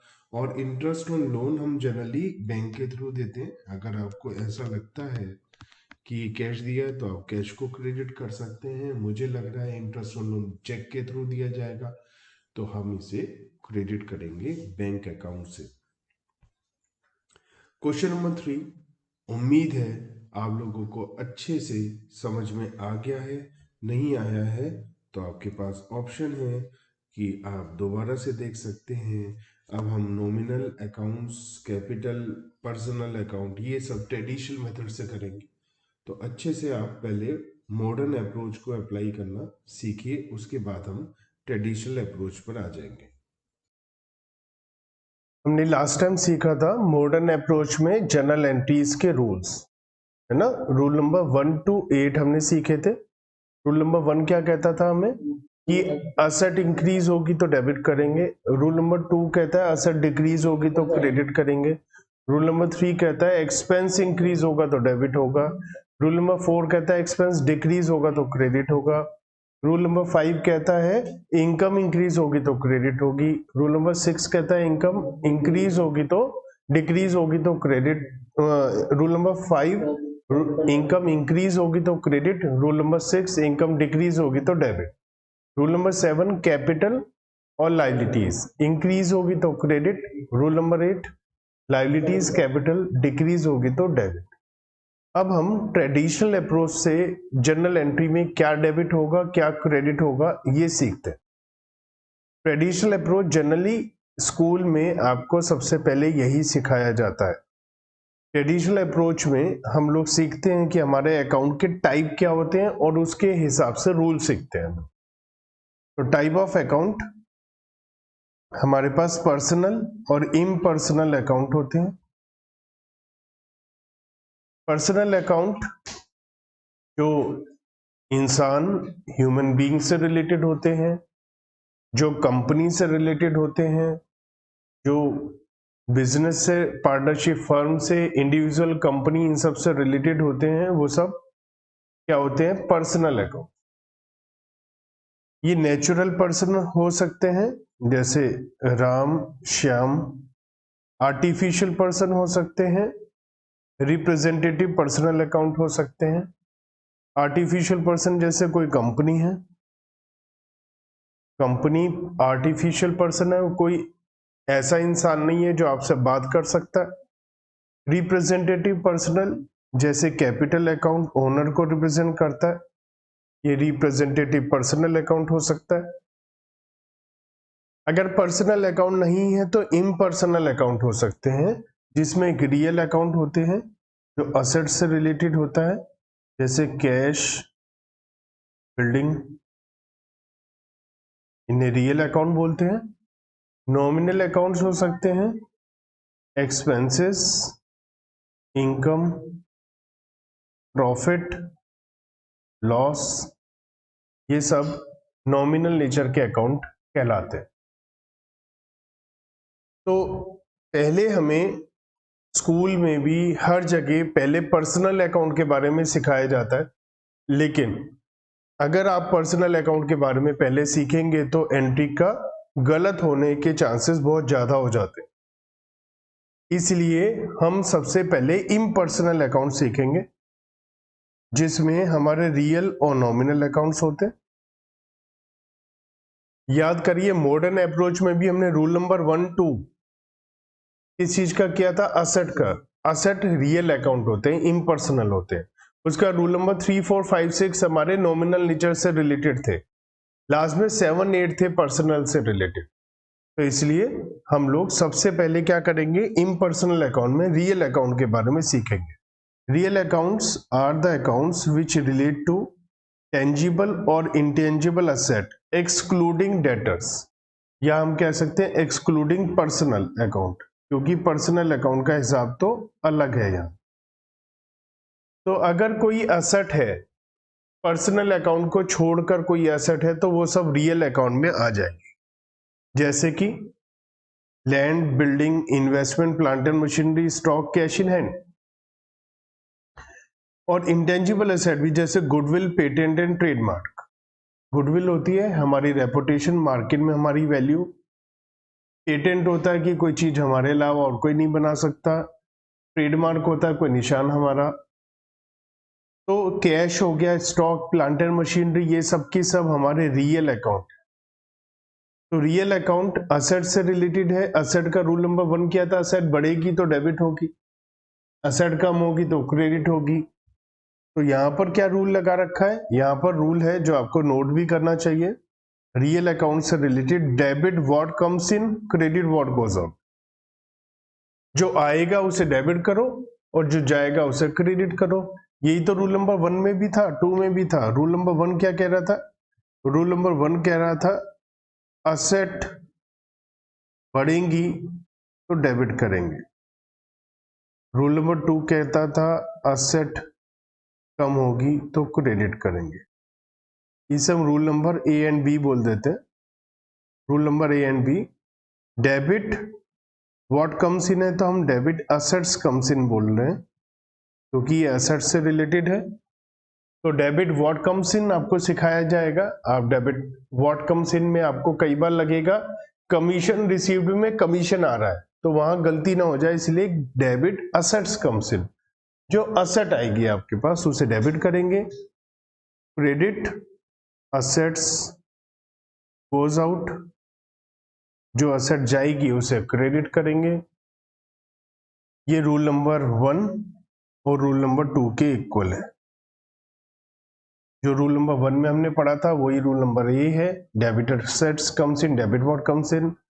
और जो रूल नंबर 2 में पढ़ा था वही है, debit credit what goes out या credit asset goes out.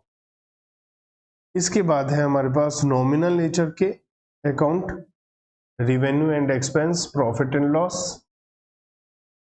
Accounts which relate to expense, losses, gain, revenue, etc. are terms as nominal accounts. These are salary account. Salary expense होता है, purchases, interest paid, sales, commission received, ये revenue है। The net results of nominal is profit or loss, जो last में capital में transfer हो जाता है। तो हमने 4 रूल पढ़े थे इससे related. Rule number 3, expense increase होगा तो debit. Rule number 4, expense decrease होगा तो क्रेडिट। रूल नंबर 5, रिवेन्यू या इनकम इंक्रीज होगी तो credit. Rule number 6, revenue decrease होगी तो डेबिट। यहां पर इससे रिलेटेड दो ही रूल हैं, एक्सपेंस बढ़ेगा तो डेबिट और रिवेन्यू बढ़ेगा तो credit.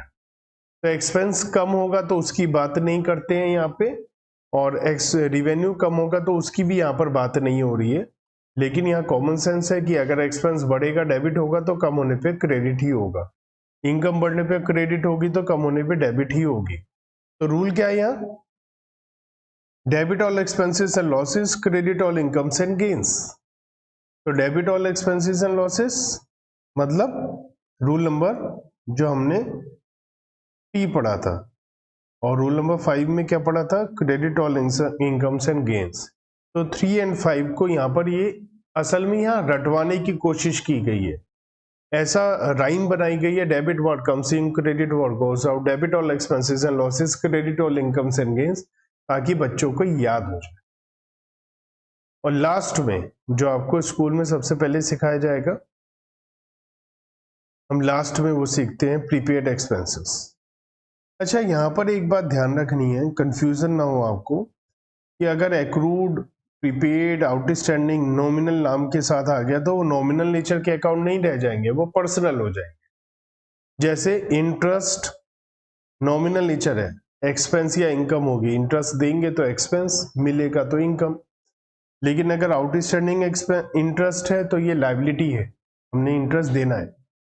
Interest received in advance, prepaid interest, advance दे दिया किसी को, इंटरेस्ट रिसीव्ड इन एडवांस मिल गया हमें, अर्नड इंटरेस्ट, तो ये हमारी पर्सनल अकाउंट हो जाएंगे, रिप्रेजेंटेटिव पर्सनल अकाउंट। तो ध्यान रखिए कि रेंट, सैलरी, कमीशन, इंटरेस्ट, ये सारे एक्सपेंस तभी हैं जब इनके साथ प्रीपेड आउटस्टैंडिंग नहीं लिखा है। अगर इनके साथ आउटस्टैंडिंग प्रीपेड लिख दिया जाएगा तो फिर ये पर्सनल अकाउंट बन जाएंगे, ना कि ये नॉमिनल नेचर अकाउंट है। क्योंकि अगर आपने किसी को पैसा देना है या लेना है तो वो पर्सनल अकाउंट ही होगा। लास्ट में हम पर्सनल अकाउंट की बात करते हैं। पर्सनल अकाउंट वो है जो इंडिविजुअल से रिलेटेड है, किसी फर्म, कंपनीज, डेटर्स, क्रेडिटर्स से रिलेटेड है। जैसे राम एंड कंपनी डेटर्स और क्रेडिटर्स हैं। कैपिटल अकाउंट भी ओनर का अकाउंट है तो पर्सनल है, ड्राइंग्स भी ओनर का अकाउंट है तो पर्सनल है। इसके अलावा outstanding expense, prepaid expenses, accrued income, unearned income, ये भी सब पर्सनल अकाउंट। तो पर्सनल अकाउंट 3 कैटेगरी में डिवाइड होते हैं। Number 1 natural personal account. Natural personal account जो नेचुरल पर्सन है, जो भगवान के थ्रू नेचुरल इंसान बनाए हुए हैं, जैसे आप और हम। तो ये सब राम, श्याम, मोहन, सोहन, आशा, निराशा, सारे अकाउंट क्या है, पर्सनल है, natural personal account. Artificial personal account जो हमने लॉ के थ्रू बनाए हैं, जैसे कि कंपनी, कोऑपरेटिव सोसाइटी, क्लब, ये सब क्या है, आर्टिफिशियल पर्सनल अकाउंट। और रिप्रेजेंटेटिव पर्सनल अकाउंट जो रिप्रेजेंट कर रहे हैं किसी एक इंसान को या ग्रुप को, जैसे आउटस्टैंडिंग रेंट, रेंट हमने देना है, आउटस्टैंडिंग रेंट, ओनर का लैंडलॉर्ड अकाउंट के नाम की जगह लिखा है। और ये अदर एग्जांपल हैं, जैसे प्रीपेड रेंट, जिसको हमने एडवांस दिया उसके नाम की जगह प्रीपेड आया, एक्रूड कमीशन, अनअर्न्ड। इसके अलावा कैपिटल एंड ड्राइंग्स भी, कैपिटल और ड्राइंग्स, ये भी रिप्रेजेंटेटिव पर्सनल अकाउंट है। इसका rule, debit the receiver, credit the giver. तो हमारे रूल्स हो गए, ये 6 रूल आपको नोट करने चाहिए। अगर रियल अकाउंट है तो debit what comes in, credit what goes out, जिसको हमने बोला debit assets comes in, credit asset goes out, इसका नाम ए एंड बी लिख दिया। Nominal nature account, debit all expenses and losses, credit all incomes and gains. और last में personal account, debit the receiver, credit the giver. इन सबको देखकर हम लोग आगे के क्वेश्चंस मॉडर्न अप्रोच से भी कर सकते हैं, ट्रेडिशनल अप्रोच से भी कर सकते हैं, दोनों से सेम ही रिजल्ट आता है। ट्रेडिशनल अप्रोच, ये अप्रोच ऐसी है जिसे 11th क्लास में स्कूल में सिखाया जाता है। क्योंकि इसे 11th क्लास में स्कूल में सिखाया जाता है तो ये हमारे कई स्टूडेंट्स के दिल के बहुत करीब होता है। मैं कोशिश करता हूँ जब भी 11th क्लास में स्टूडेंट को सिखाऊं तो ट्रेडिशनल अप्रोच की बजाय मॉडर्न अप्रोच से सिखाऊं जो अभी तक मैंने सिखाया। लेकिन अगर ऑलरेडी आप लोगों ने ट्रेडिशनल अप्रोच से सीखा हुआ है तो आपको मॉडर्न अप्रोच में शायद मजा ना आए। लेकिन यहाँ मुझे एक बात क्लियर करना जरूरी है, वो ये, बहुत सारी जनरल एंट्रीज हैं जो जनरल ट्रेडिशनल अप्रोच से नहीं बन पाती। जैसे आउटस्टैंडिंग एक्सपेंसेस है तो उसके लिए एंट्री होती है salary account debit to outstanding salary. Salary में तो आप नॉमिनल अकाउंट का रूल लगा देंगे, लेकिन आउटस्टैंडिंग एक्सपेंसेस एक पर्सनल अकाउंट होता है जहाँ पर आप लगा नहीं पाएंगे रूल्स। कुछ स्टूडेंट कह रहे होंगे, सोच रहे होंगे सर ये क्या बोल रहे हैं, मुझे कुछ समझ में नहीं आ रहा। तो अब मैं आपको समझाता हूँ। ट्रेडिशनल अप्रोच ये भी बहुत जरूरी है, आपको पता होनी चाहिए कि ट्रेडिशनल अप्रोच क्या होती है। तो ट्रेडिशनल अप्रोच जिसे हम ब्रिटिश अप्रोच या इंग्लिश अप्रोच भी बोलते हैं, इस अप्रोच में हम लोग अपने अकाउंट्स को 3 पार्ट में डिवाइड करते हैं, personal, real and nominal. 3 type के अकाउंट्स है, पर्सनल, रियल एंड नॉमिनल। वैसे अगर हम अब इसमें कर रहे हैं कि पर्सनल, इम्पर्सनल, इम्पर्सनल में रियल एंड नॉमिनल। पर्सनल भी 3 टाइप के हैं, natural personal, artificial personal, representative personal accounts. और इम्पर्सनल में रियल और नॉमिनल। तो एक एक करके हम इनको समझते हैं कि ये क्या है।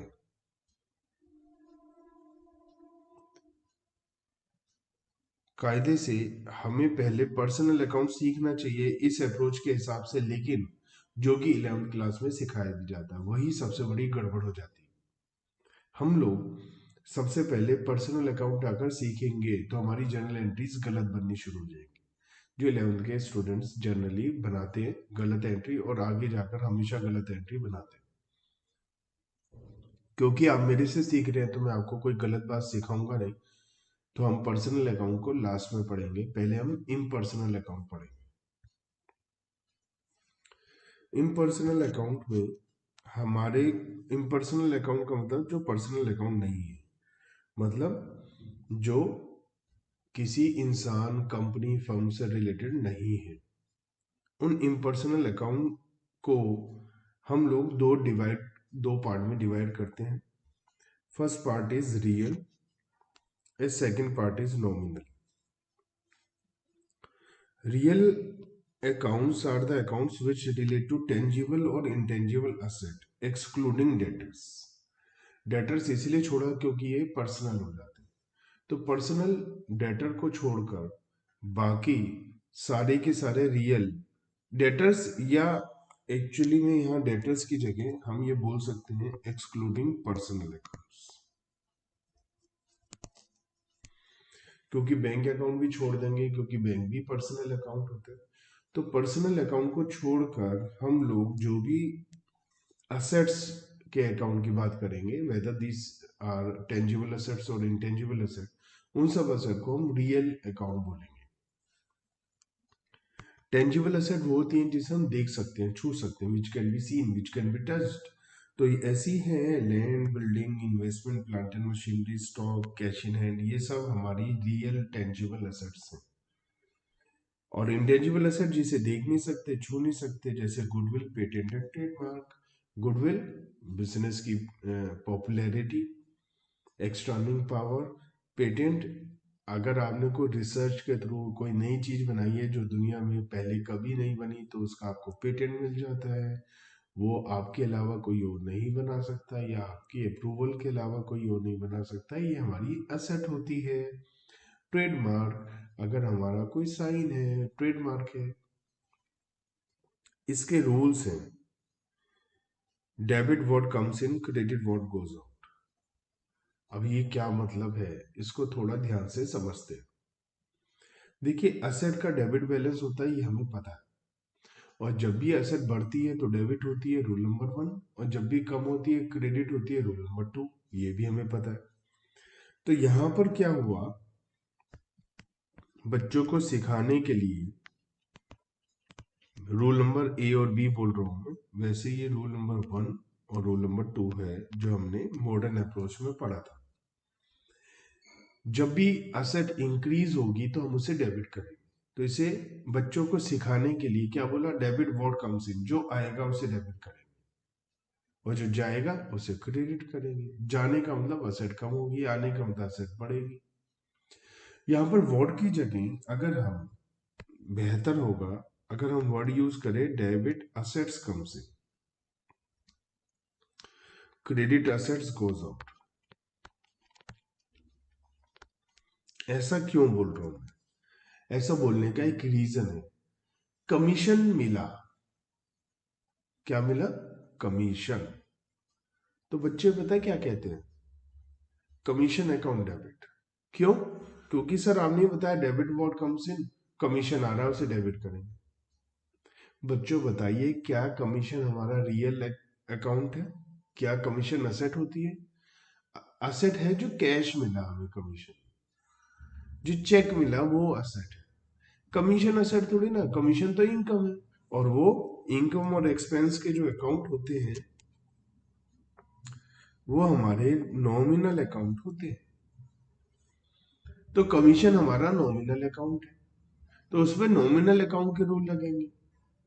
तो बच्चे के कंफ्यूज हो जाते हैं क्योंकि वो भूल जाते हैं कि डेबिट व्हाट कम्स इन में डेबिट असेट्स कम्स इन लगाना है और क्रेडिट असेट्स गोज आउट लगाना है। ये रियल अकाउंट के रूल है, ये बच्चा भूल जाता है, कहता है जो भी आएगा आएगा डेबिट कर देंगे और जो भी जाएगा क्रेडिट कर देंगे। हम कहते हैं सैलरी पेड, कहते हैं सैलरी जा रही है, भैया सैलरी नहीं जा रही है, कैश जा रहा है। तो इसलिए हम ये कह सकते हैं या तो debit what comes in credit what goes out, या debit assets comes in credit assets goes out. Ultimately ये रूल नंबर 1 एंड 2 है। ये मुझे पसंद इसलिए नहीं है क्योंकि जब डेप्रिसिएशन लगता है तो डेप्रिसिएशन लगने से हमारी एसेट की वैल्यू डाउन होती है। असेट, रूल नंबर 2, असेट की वैल्यू डाउन होती है तो हम उसे क्या करते हैं, क्रेडिट।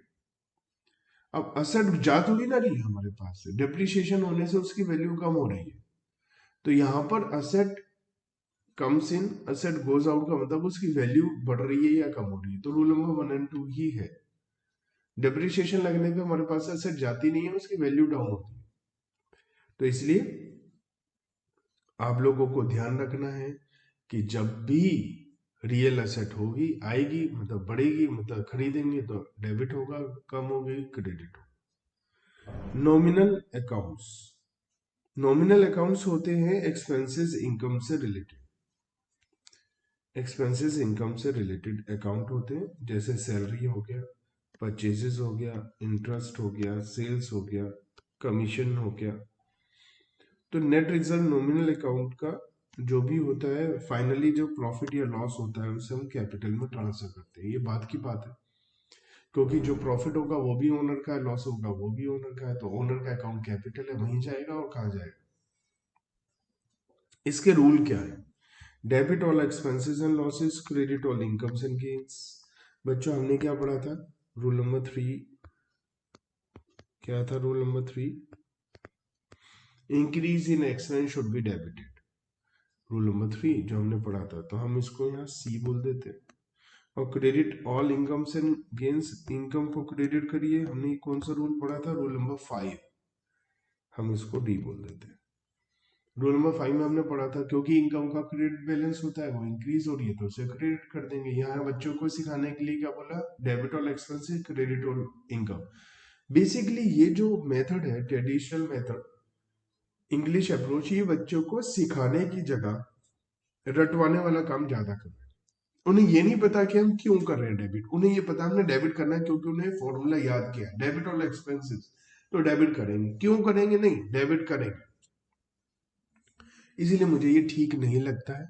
आप लोगों को मैंने जो पहले सिखाया वो ज्यादा बढ़िया है और उसको इसी से कोरिलेट करो।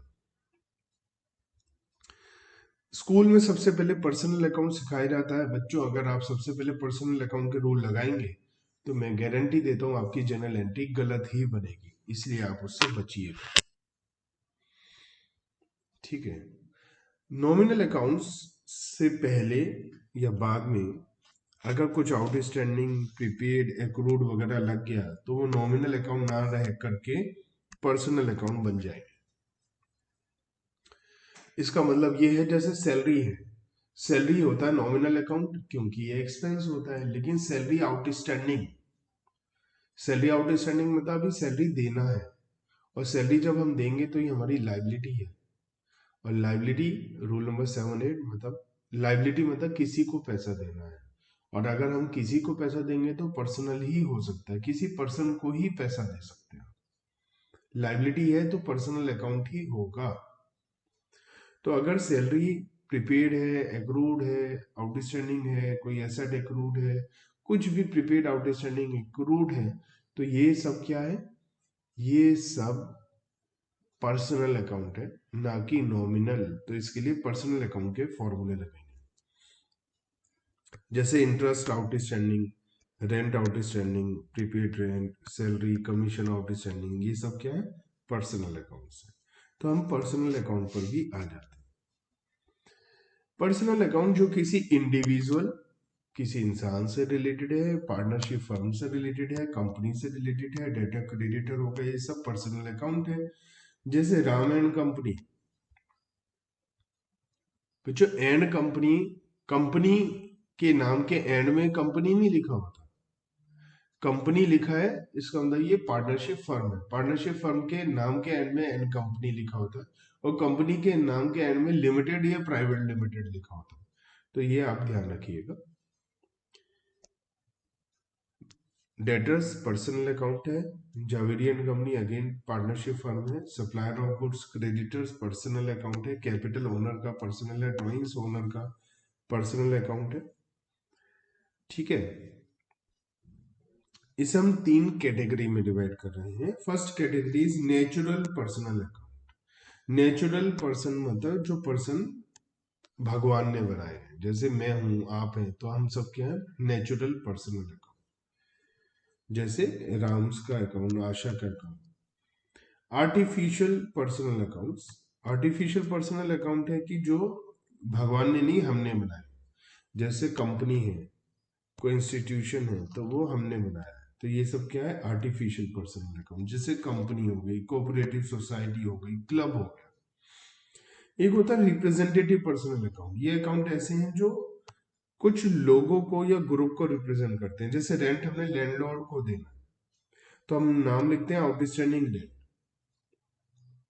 तो outstanding rent, rent nominal account है, आउटस्टैंडिंग रेंट पर्सनल अकाउंट है, ये रिप्रेजेंट कर रहा है किसी लैंडलॉर्ड को, तो इसलिए ये रिप्रेजेंटेटिव पर्सनल अकाउंट हो गया। आउटस्टैंडिंग रेंट ये बात हो गई। अदर एग्जांपल है जैसे prepaid rent, accrued commission, unearned outstanding salary. हमारी कंपनी में 1000 एम्प्लॉई है और हम अपने एम्प्लॉय को नेक्स्ट मंथ 7th को सैलरी की पेमेंट करते हैं। मार्च में 31 मार्च को, मार्च की सैलरी की अभी पेमेंट नहीं हुई है क्योंकि वो पेमेंट 7th अप्रैल को होगी।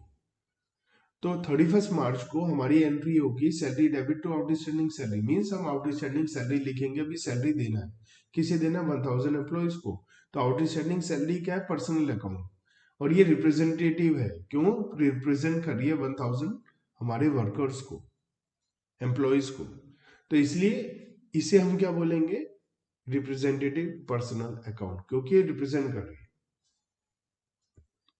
इसके रूल्स, रूल्स बहुत सिंपल है, debit the receiver, credit the giver. अब अगर ये रूल सबसे पहले लगा दिया तो अनर्थ हो जाएगा, आप अनर्थ ही नहीं करेंगे, इसे लास्ट के लिए रखेंगे। पहले ए बी सी डी लगाएंगे।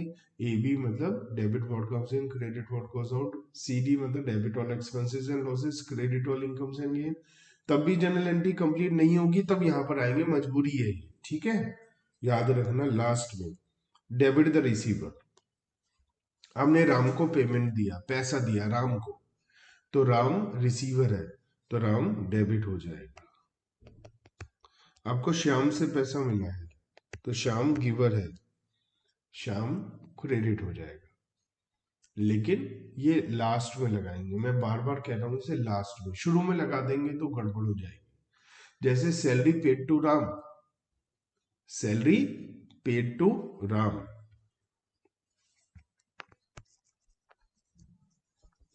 Salary paid to Ram, salary paid to Ram. अगर आप सबसे पहले इसे लगा देंगे तो राम पर्सनल अकाउंट है, राम रिसीवर है, तो हम राम को डेबिट कर देंगे और एंट्री गलत हो जाएगी। डेबिट द रिसीवर, भैया रूल है, राम रिसीव कर रहा है पैसा तो राम डेबिट होना चाहिए, नहीं। तो आप सबसे पहले लगाएंगे रूल नंबर ए और B. Debit word comes in, credit word goes out. मैंने कहा वर्ड की जगह एसेट बोलिए, debit assets comes in, credit asset goes out.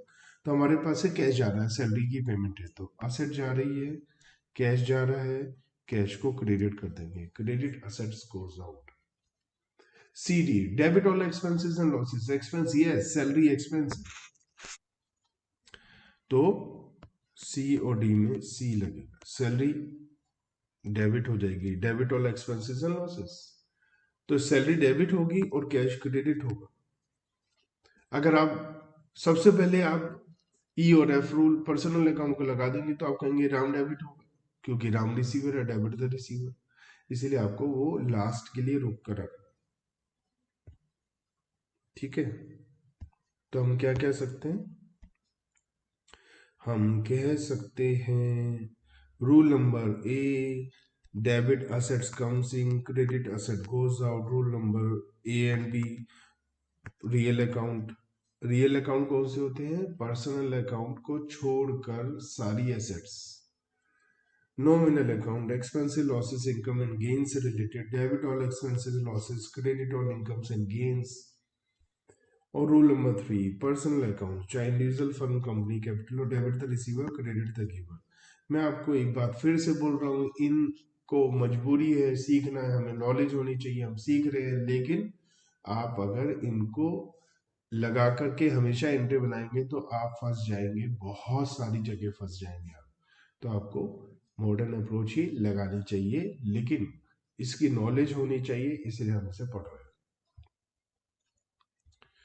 Question number 4, हमें बताना है कौन सा अकाउंट पर्सनल अकाउंट है, कौन सा अकाउंट रियल अकाउंट है, कौन सा अकाउंट नॉमिनल है। बताइए कैश क्या है, जल्दी बताओ, आवाज नहीं आई।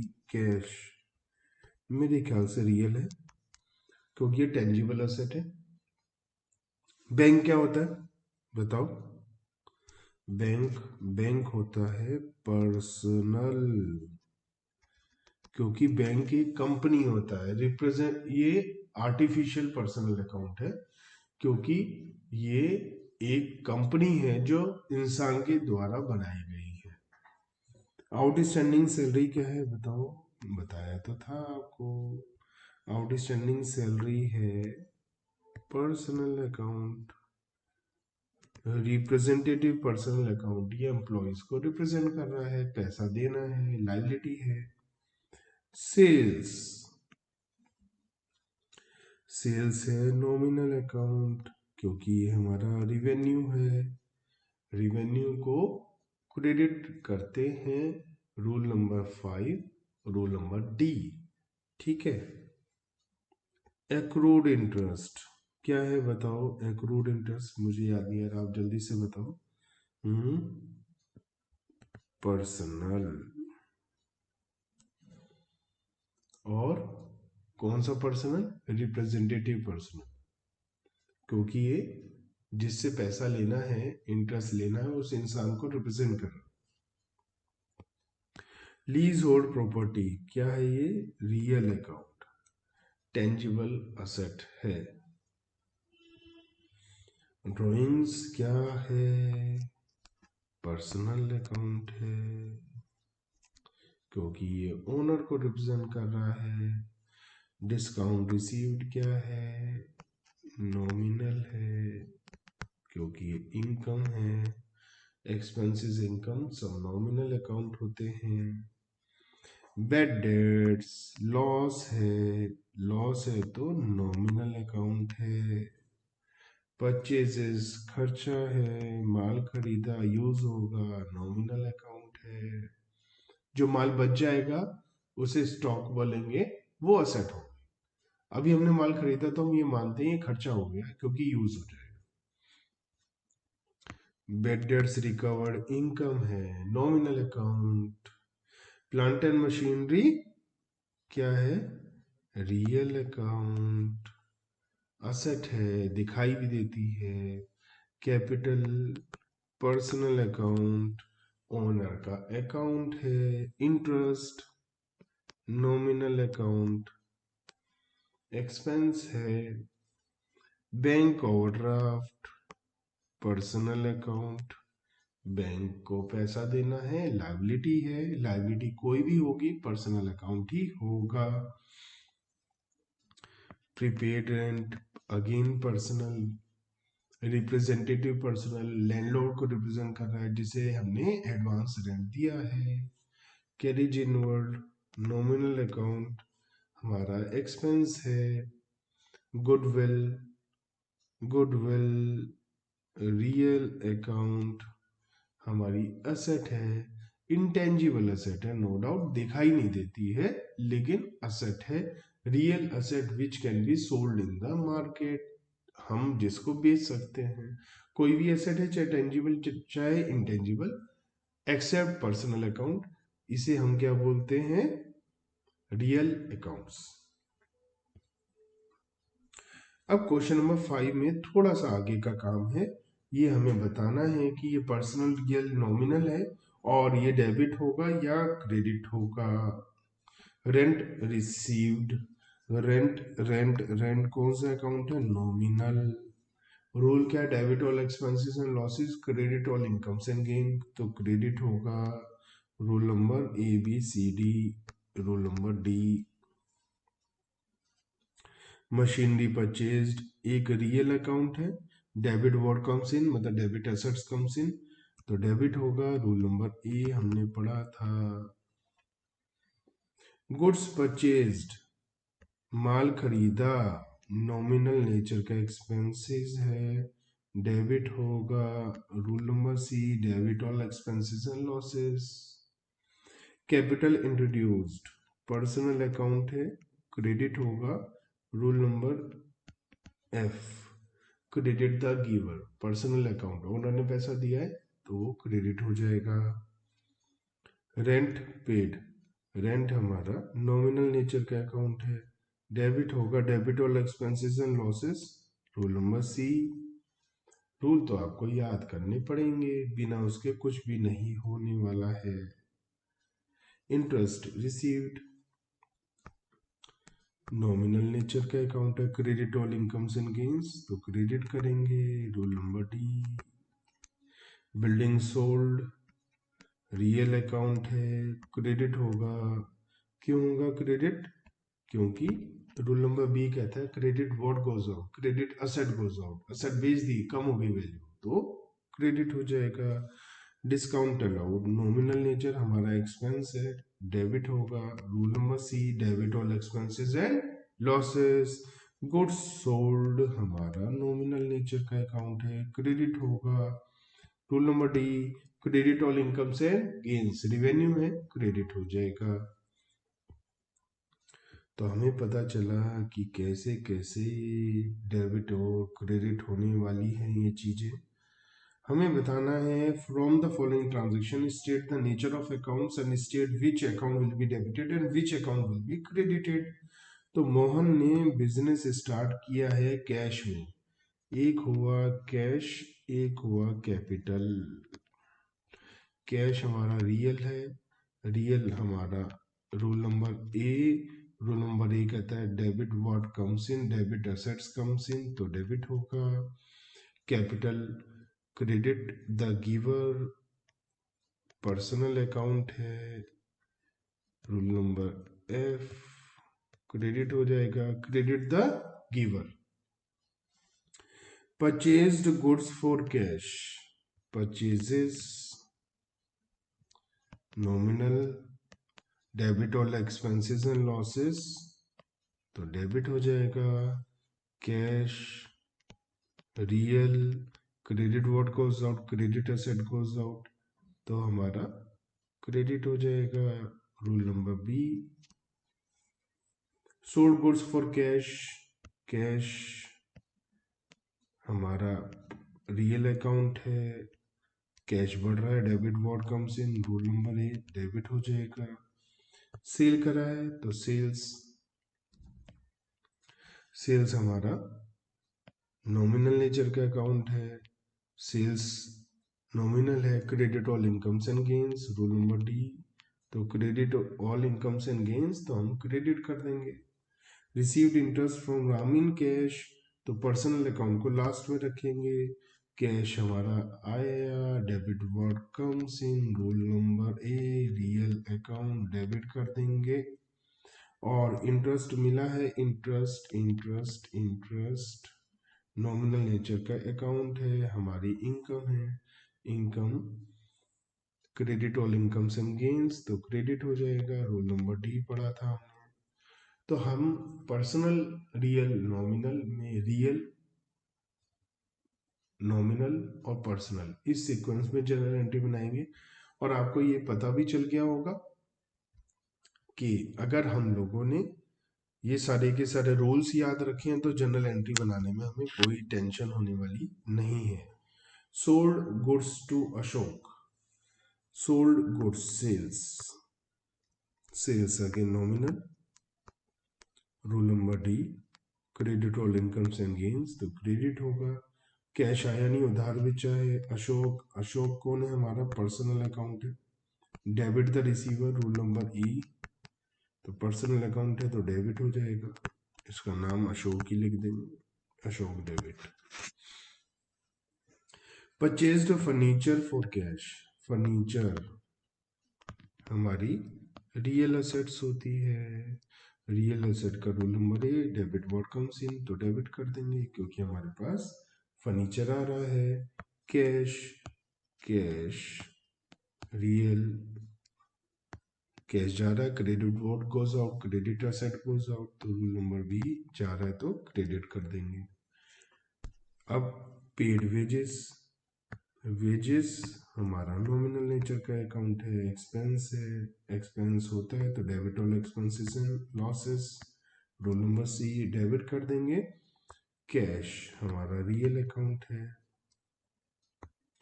Role number B, credit word goes out, credit asset goes out तो हम इसे क्रेडिट कर देंगे।